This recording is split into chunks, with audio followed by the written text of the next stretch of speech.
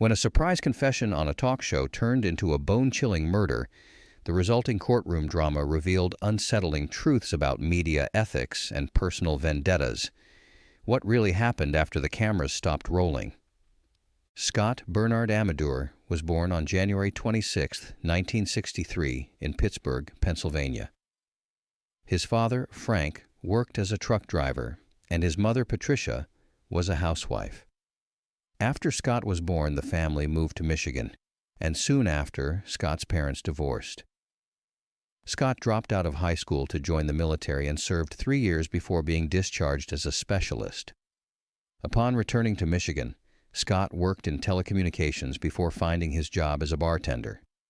Though he was known for being a social butterfly and making friends easily, he eventually left bartending and became unemployed. Scott was openly gay and proud, a fact that his family accepted and supported from the start. He was also known for his kindness and support, as he often helped friends with HIV and offered them a place to stay when others would not.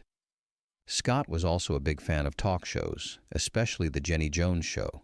The Jenny Jones Show was a daytime talk show that aired for 12 years, from 1991 to 2003.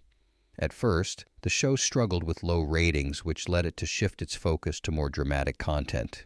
For example, the show would surprise guests with shocking confrontations, such as bringing in a woman who had an affair with a married man to face his wife, or revealing paternity test results live on air.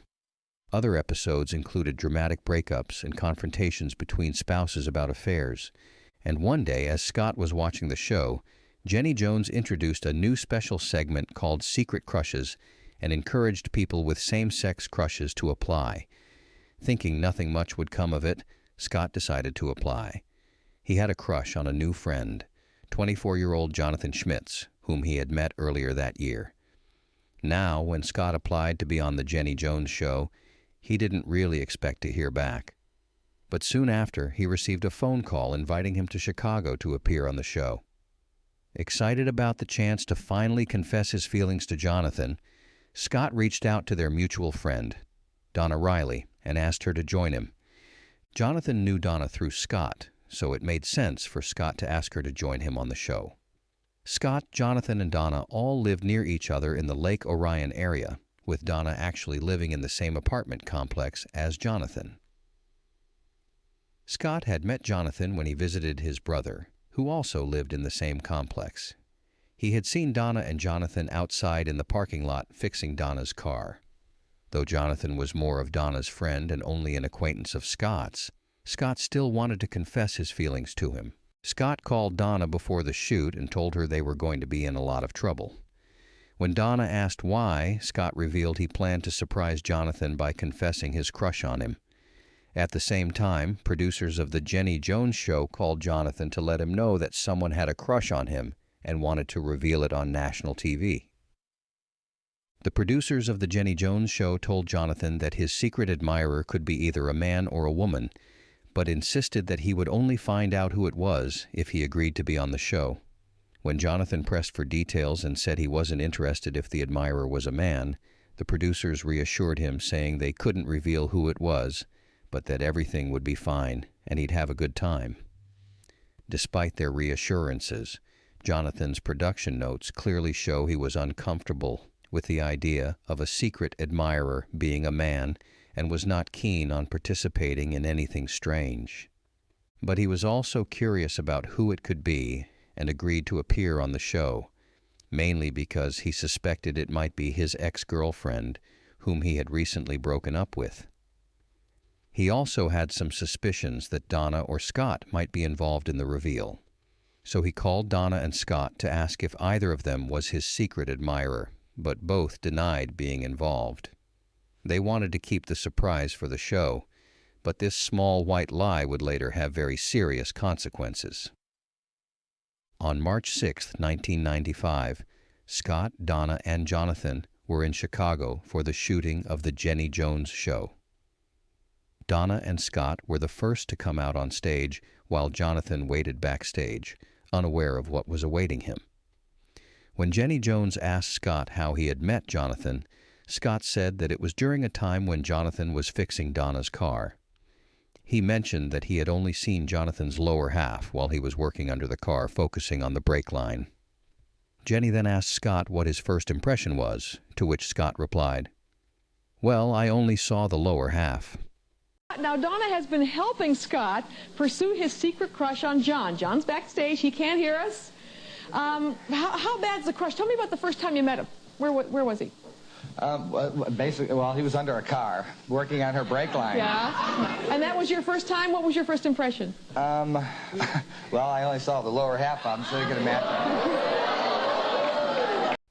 Jenny also asked if Scott knew if Jonathan was gay. Scott responded, "No, anything is possible."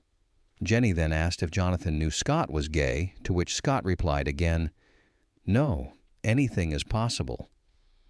It is highly likely that Scott thought the show would be a meaningful and dramatic way to confess his feelings for Jonathan, not thinking of the potential discomfort Jonathan might feel.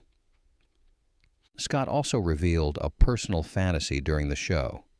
He admitted to everyone in the room that he had imagined tying Jonathan up in a hammock he had in his backyard with champagne and whipped cream. Throughout the shoot, however, Jonathan was visibly nervous. Jenny Jones pressured him to make the moment look good for the audience and even suggested he give Jonathan flowers or kiss him, but Scott refused to do either. When the time finally came for Jonathan to find out who his secret admirer was, he walked out on stage and saw Donna and Scott sitting there. Jonathan greeted Donna with a kiss on the cheek and then shook hands with Scott, who pulled him into a tight hug. When Jenny Jones revealed to Jonathan that it was Scott who had the crush on him, Jonathan was shocked. He had thought the admirer might be Donna, as they were good friends. Despite the awkward situation, Jonathan tried to be polite and pointed out again that the gesture was indeed flattering, but he was definitely heterosexual. Jonathan then recalled how he first met Scott. He mentioned that one night when Donna was fixing her car's brakes, Scott had pulled up and made a comment about the peace sign Jonathan had drawn on his car, joking about it. Scott had also complimented Jonathan's looks to Donna. Jonathan admitted that while he appreciated the compliment, he wasn't interested in pursuing anything with Scott. The episode was indeed awkward, but it ended without hassle. But the episode would never be aired, as Scott would tragically die before it had the chance to be broadcast. You think? Okay, you think about you have fantasies about him? I've had a couple, yeah. Yeah, you had one. You had when he was under the car. You had a fantasy about him. Yeah, something to do with like brake oil line snapping, and I got a pretty big hammock in my yard, and I thought about tying him up to my hammock. And? Well, it entails like whipped cream and champagne, stuff like that. Now, John, he knows you're gay, right? Yeah. Do you know that he is? No. Anything's possible. So exciting about him to you? He's got a cute little hard body. You know, one you just want to pick up and put in your curio cabinet, you know, dust him off once in a while. You want to physically pick him up? Oh, he's just a tiny little cute thing. He's gorgeous. Well, all right, let's see if he really is. Get the headphones off of John, and let's have John come out here and see who has the crush on him. Here's John.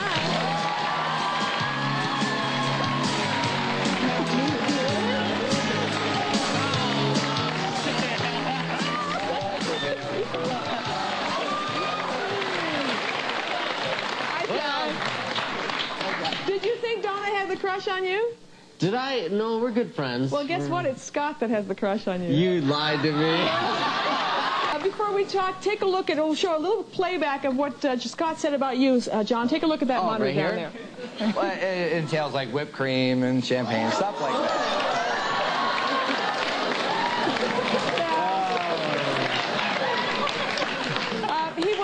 Scott was pretty open about he's been fantasizing about you since he saw you under that car for the first time. He had an under-the-car fantasy and he had a hammock fantasy he's been telling us about. Did you have any idea that he liked you this much? No, I did not. Can you tell us what your status is? Are you involved with anybody, or? No, but I am definitely heterosexual, I guess you could say. After the episode, Scott, Jonathan, and Donna enjoyed their time together in Chicago. Everything seemed to be fine, and they all publicly agreed to stay friends. They went out to a party, and Jonathan, not wanting the night to end, suggested that Donna and Scott change their flight to match his so he could drive them home from the airport. Both Donna and Scott agreed, and after their plane landed back in Michigan, Jonathan drove them back to Scott's home. They briefly stayed at Scott's trailer before heading out for a drink at a nearby bar called Brewski's. After they finished partying, the three friends returned to their daily lives.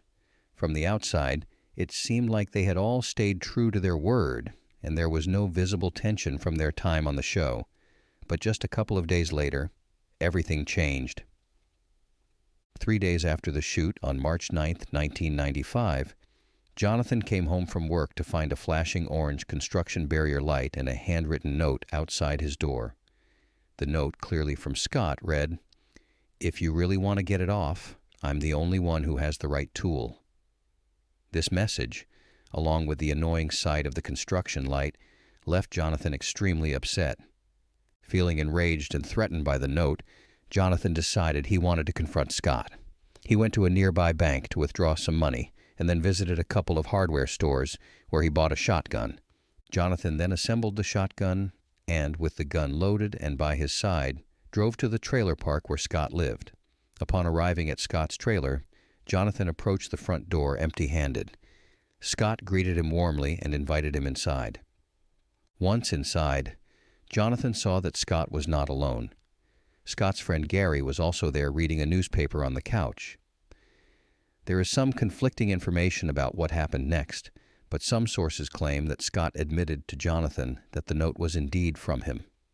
In any case, Jonathan told Scott and Gary at one point that he needed to go back outside to turn off his car.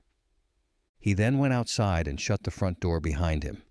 A few minutes later, Scott heard knocking, and when he opened the door, he saw Jonathan standing there with the loaded gun. Scott immediately yelled for help and told Gary that Jonathan had a gun. According to Gary, Scott grabbed a nearby chair to use as a shield in a desperate attempt to defend himself. But unfortunately, it was not enough. Jonathan shot Scott twice in the chest, and the bullets instantly ended his life. Jonathan then left the trailer and went to a nearby gas station, where he used a payphone to call 911. When the operator answered, Jonathan calmly said, "I think I just shot a man." Overwhelmed with emotion, he began to cry as he admitted what he had done. "I think I just shot a man." "Okay, calm down, okay? I said I just shot this guy. Okay, why did you do that?" Because he took me on national TV and he's up on the street.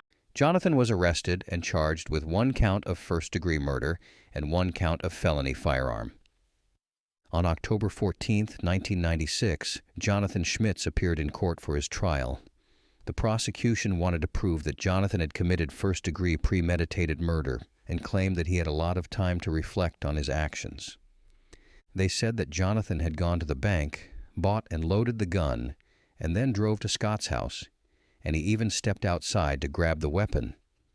They argued that no matter what the Jenny Jones Show did, the act of killing someone over words or embarrassment was indefensible and could not be excused by the circumstances.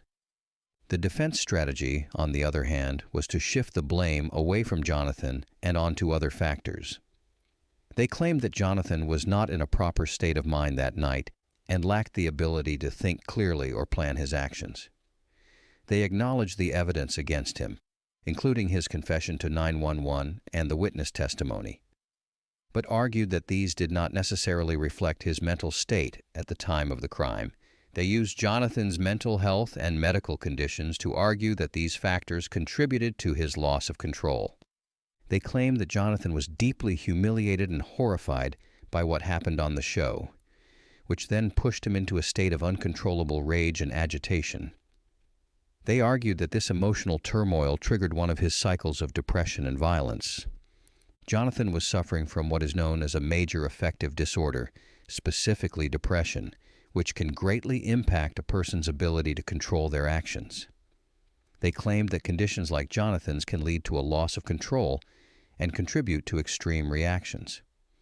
Jonathan also had a history of other mental health issues, including either bipolar disorder or depressive disorder. He also suffered from Graves' disease, which affects thyroid hormones, and he also drank a lot of alcohol.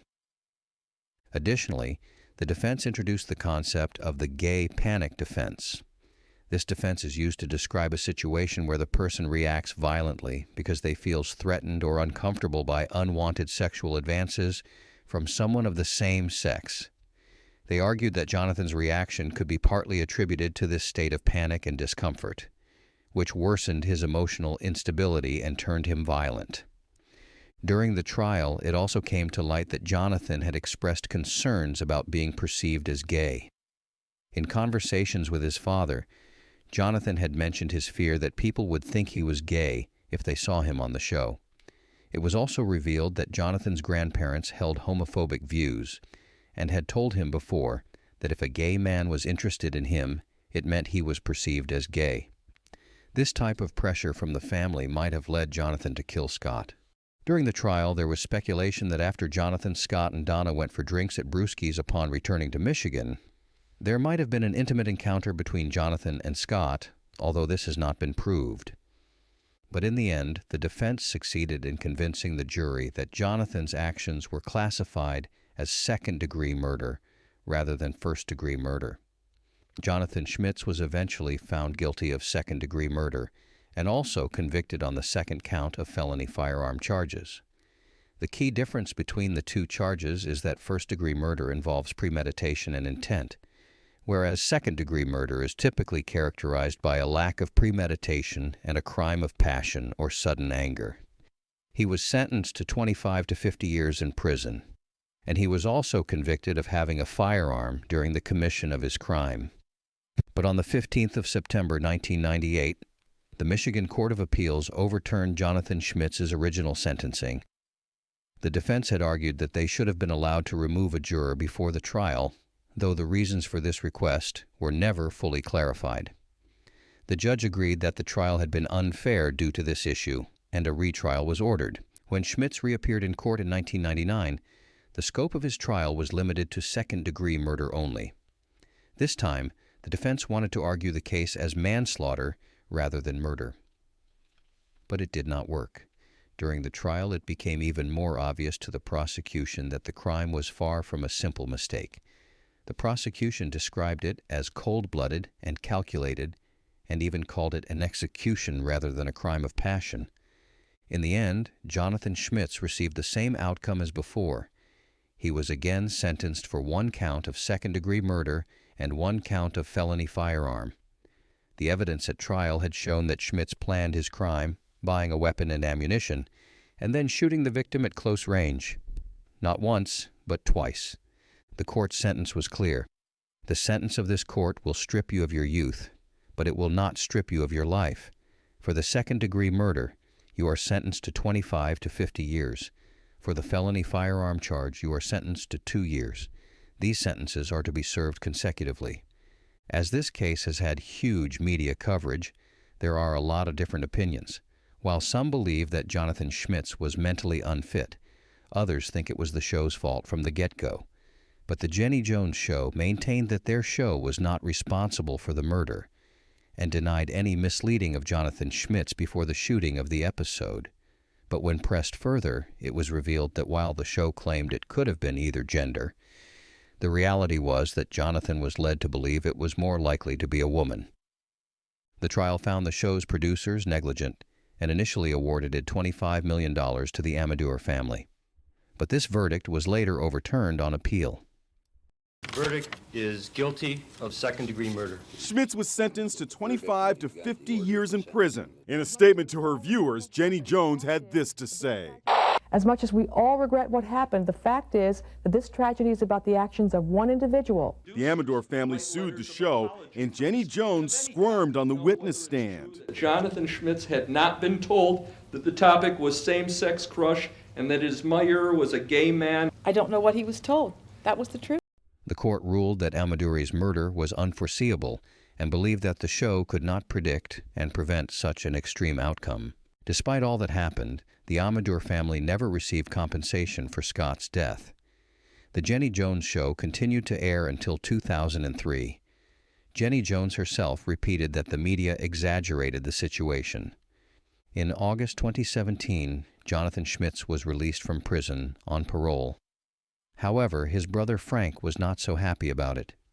He said he wanted to know if he was released only based on his good behavior in prison. He wanted to make sure that Schmitz had undergone significant personal change, no longer held homophobic views, and received appropriate psychological care. A Michigan Department of Corrections spokesman confirmed that Schmitz's release was attributed to good behavior credit he got during his time in prison.